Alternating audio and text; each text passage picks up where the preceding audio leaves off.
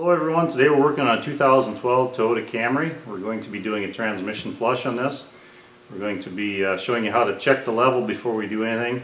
Then we're going to take off the pan, drain it out, change the filter. This has a changeable filter and a transmission pan that we can take off to get the dirt load out. I've got a website, fluidcapacity.com, that you can bring up your vehicle's fluid capacities. This has a 6-speed automatic transmission in it. And this gives you all the specifications on it. The transmission holds a total fill of about 7 quarts, 6.9 quarts. And then the oil we'll be using today is the Amsoil Signature Series ATL, which is a fuel-efficient synthetic automatic transmission fluid. And this fluid is a chemically engineered synthetic, runs 20 to 50 degrees cooler than petroleum-based transmission fluids, extends the life of the transmission significantly, and it meets and exceeds all the specifications for Toyota WS specification. So that's the fluid we'll be using today. And the transmission filter that we have is a ATP. It's a B426 is the filter that this calls for. So that's the filter, and comes with a gasket and also the main filter here. So we're going to be changing that out as well. So we'll get started with this and be back with you. Okay, when you go to do this transmission change, oil change, flush, whatever we're going to do here, they call for a scan tool to check the transmission temperature. Now, it's fine if you got a scan tool. They're very expensive though. Most of you are going to do this, you don't have the scan tool. What they're trying to do is get that transmission temperature up to about 120 degrees, right in that range. The reason for that is if you're checking it cold, as that fluid warms up, it expands. And in that transmission, you've only got so much room for that fluid. What will happen is if the transmission's over full, you'll churn that fluid and you'll aerate it. You'll get air bubbles in it. Those air bubbles can be drawn into the pump, and the air can be compressed where the fluid cannot. And what will happen is if you've got the transmission over full, it'll foam and it'll draw those bubbles into the pump, and that will cause you to not have application pressure in your clutches. So that's the whole thing behind the temperature and the reason for checking it at around 120 degrees. So I'm going to show you the procedure for checking the oil temperature without having the scan tool. It's very expensive. And basically, any of you can get a temperature gun like this for 20-30 bucks. They're not that expensive and they're fairly accurate. Okay, I've upgraded to a little different one. I'm going to show you that one. This is what I'm going to be using. It's an infrared thermal imaging camera.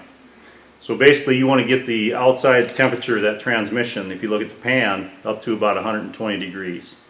Okay, then you can go ahead and check the fluid level. And that's what we're going to do before we even start doing anything with this transmission, is see where the oil level is at, and I'll show you how to check that. So that kind of gives you some idea where we're coming from on that. There's no dipstick on this engine or on this transmission. So this will give you some way to be able to get it up to temperature. And it's simply done. You start the engine up and you let it run, check your temperature on your transmission pan until you get it to where you want it at 120 degrees or 115, right in that range.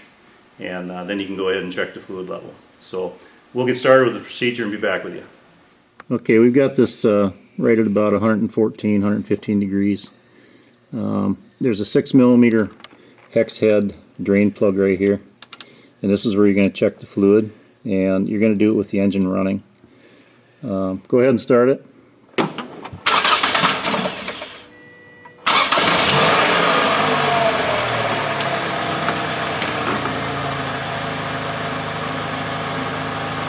So with the engine running at that temp, you take this plug out, it should dribble out.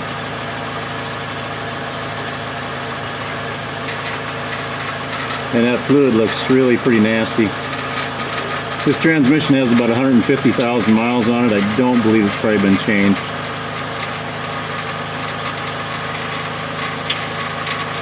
The other thing is, make sure the vehicle is up and level. If you're going to jack it up, make sure you jack up both sides the same, front and rear. So right there, it should just be dribbling out just like that when it's warm and up the temp. Okay, shut it off. Okay, we're going to put that plug in temporarily for now, but you can see that fluid is definitely not cherry red anymore. It's getting kind of black. Okay, we're going to go ahead and drain that fluid out. And we'll take that plug out there again. Let the fluid run. until it quits running. Okay, when it goes down to just dripping, you can take this back up inside and start unscrewing that sleeve that goes up inside. And that sleeve, the top of that sleeve is actually where the dipstick would read if you had a dipstick with the engine running. So we'll take that out and that'll finish draining that pan down, and then we're going to pull the bolts off around the pan and put in a new transmission filter.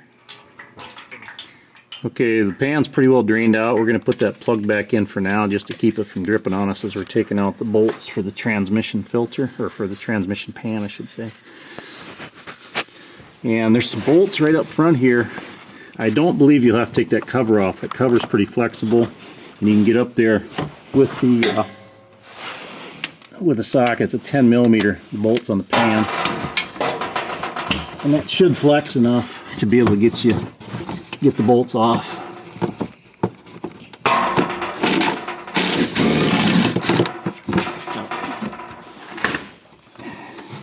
So we'll take out all those little bolts all the way around the pan, drop the pan down, and then I'll show you what the pan looks like inside. There should be a magnet in there somewhere we got to clean, and then we'll go ahead and take the filter out. So we'll be back with you.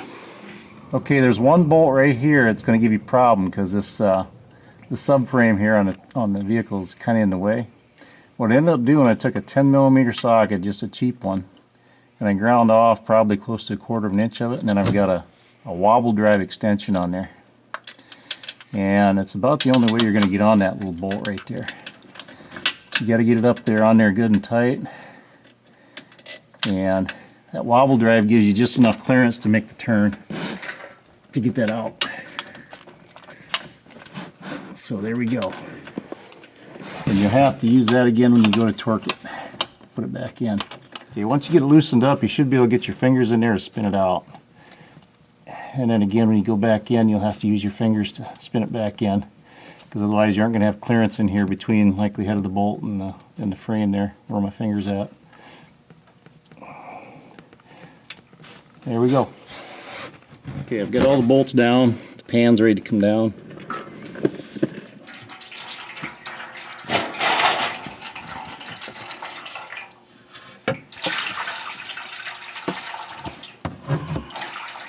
There we go. Okay. There we can see there's a couple of magnets in there. Magnets have a lot of fuzz on from the initial break-in, quite a bit. We're going to take those out, clean them up. And now we're going to take the filter down. There's 2 bolts holding that in. I'll show you the procedure for that next. Okay, we're ready to take this transmission filter down. There's 2 bolts holding it in. There's one right off here, the front corner, right here where my finger's at. It's kind of recessed up there a little bit.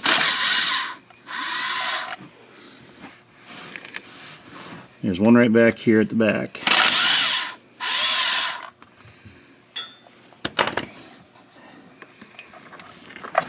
And down comes the filter.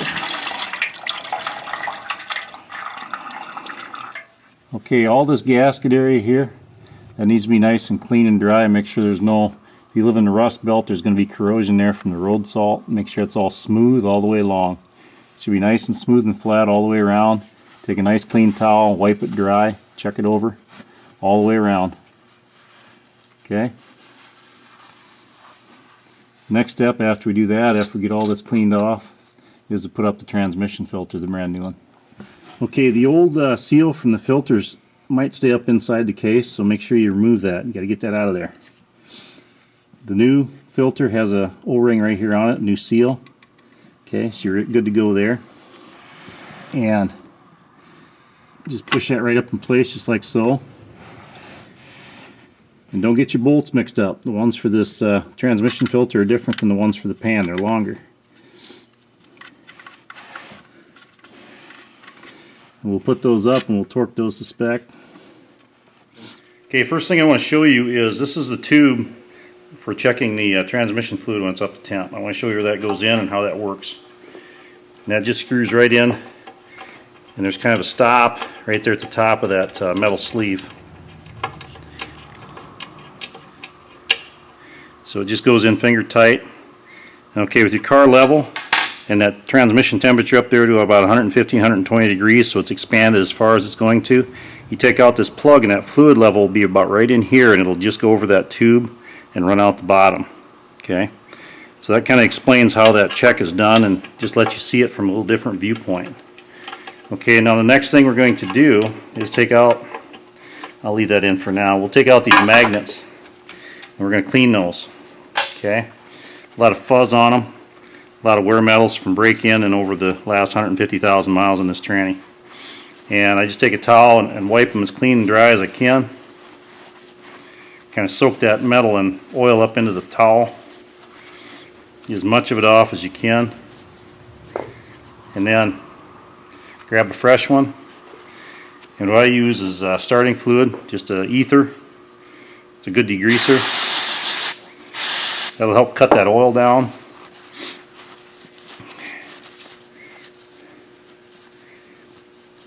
When I'm done with that, I'll use a blowgun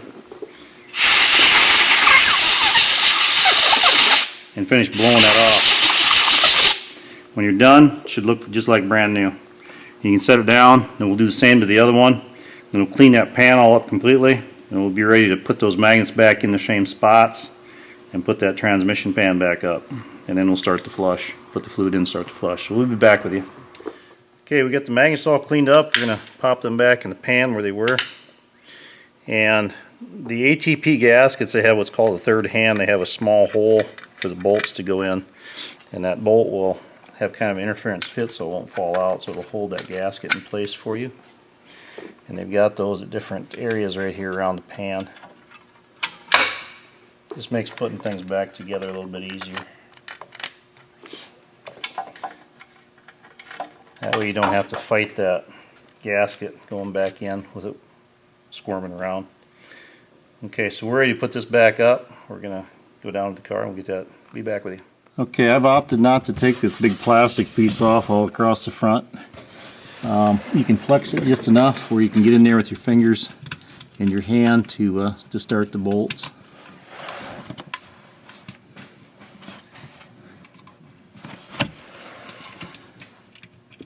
Once you get them started nice and straight, then you can go ahead with the socket on. Because those bolts are sitting on a little bit of an angle like this, so you don't want to cross thread them. So get them started with your fingers. Okay, we're going to put our tube up there for checking the fluid level. And again, that's a 6mm, and you just screw it up there finger tight. Don't want to get too crazy on that plastic. That's it right there. Okay, and then we're going to go ahead and put the drain plug in.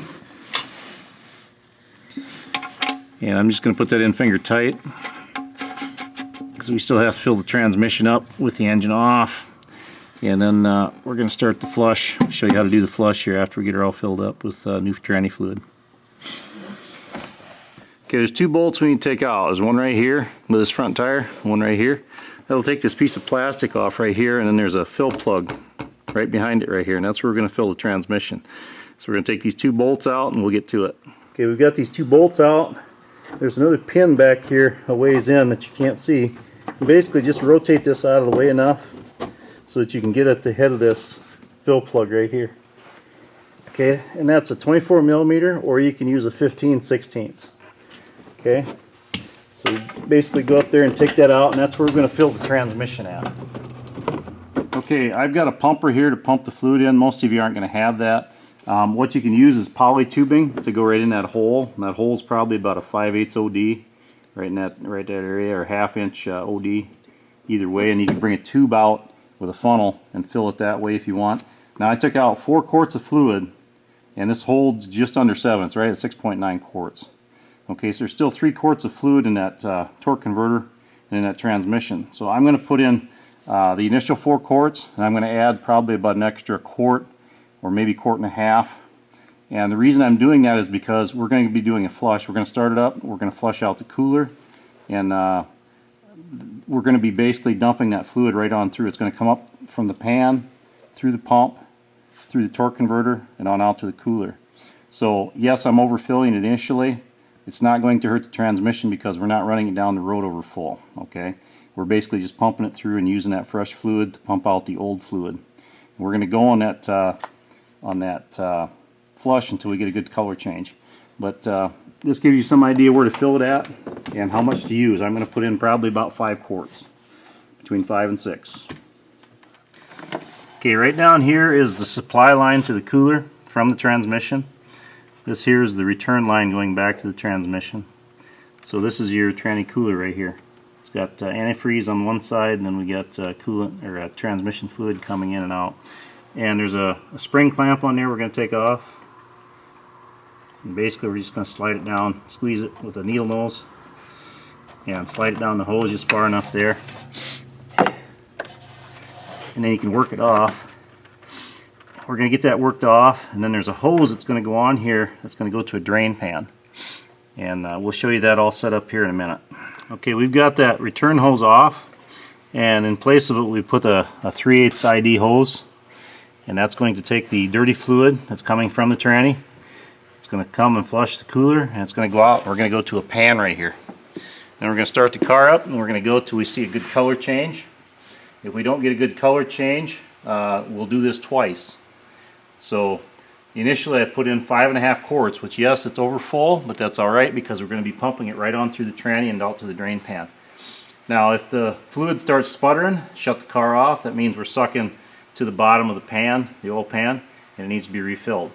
So if it doesn't come clean before it starts sputtering, then we'll need to add some more fluid and start it up again and finish the flush until we get the fluid coming clean out of that transmission. Go ahead and start it.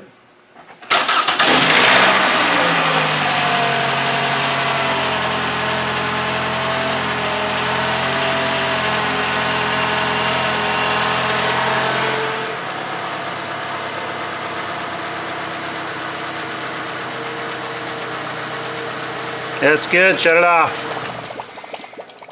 Okay, I'm not happy with that color yet. So what we're going to do, you can see it starts sputtering there, we shut it off. And we're going to go ahead and put in probably another at least 4 quarts. And then we're going to start it up again. I want that to be a nice cherry red when it comes out. So again, this fluid's got 155,000 on it. I don't believe it's ever been changed. So we're going to fill it up again, start it up, start the process over until we get that color change like we want.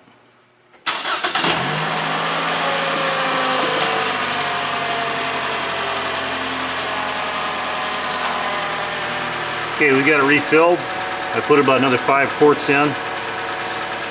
It's starting to come a little better now. It's starting to turn a little red, more red. Okay, that's looking pretty good right there. I'm happy with that. Shut it off. Yeah, we got a nice cherry red color out of it now. That looks good. Okay, so from here we're going to take off this this line here that goes to the cooler. Hook our cooler back up. And then I'll show you the procedure for getting the fluid where it needs to be to start it up again and check the level. Okay, we're going to put this cooler line back on. There may be some drippage down in the pan. You want to clean that up when you're all done. And then that spring-loaded clamp, put that back up where it originally was.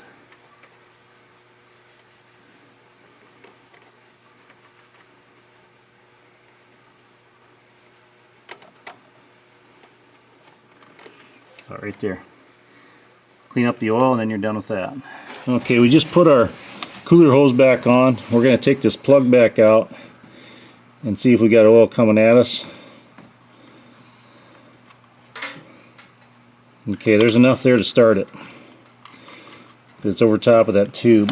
So what we're going to do is we're going to start it up, let it circulate here for a few seconds, and then we'll take that plug back out again. Go ahead and start it.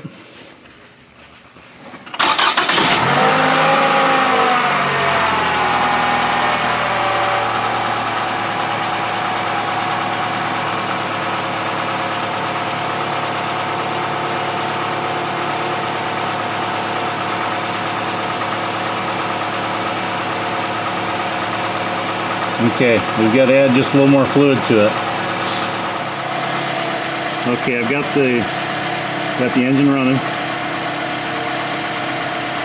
I'm going to start adding fluid here until I get a nice flow out of there.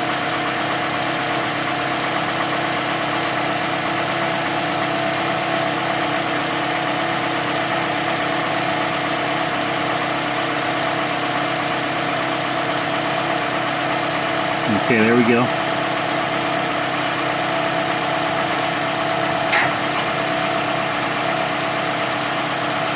Okay, that means I got enough in there to go ahead and heat it up to temp.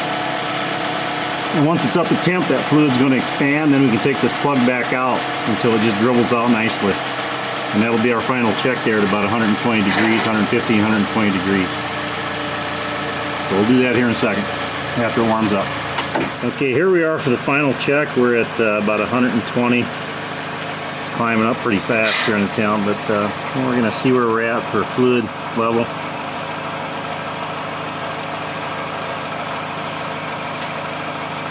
Okay, it's running out a nice little stream right there at about 120, 125. I'm gonna leave her right there.